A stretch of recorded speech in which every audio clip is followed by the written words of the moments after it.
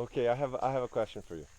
Okay, um, Ananta, about the language, right, comes out of the mind, right, and meditation is not doesn't necessarily comes out of the mind, right? How does language, human language, and meditation fit together in your concept? They don't.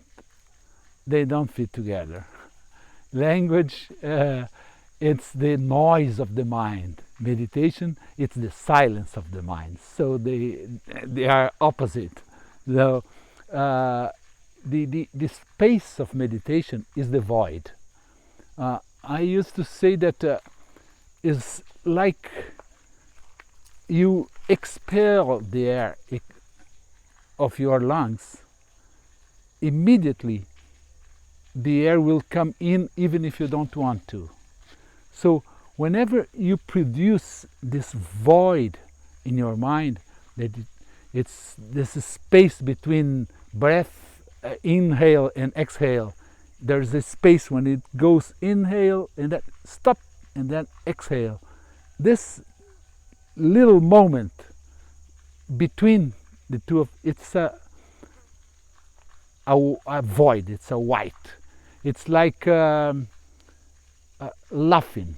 If you are really laughing from your belly, you are in deep meditation because you cannot think and laugh at the same time. So in the orgasm, you will feel the same. During the orgasm, you are not able to think. So you're not able. If you're not able to think, you're not able to speak. So language, it's product of it's the noise of the mind, and even through thoughts or through whatever. And meditation is the void of the mind. And so when you produce this void, what happens is that existence fills the void, because nature, the existence does not like the void. Something, there was this big void. They put planets and suns and stars, and because the existence does not enjoy the void. So whenever you create this void in your mind, as full as you are, then the existence will bring something inside.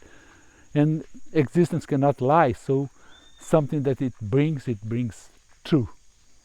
You start to dealing with truth.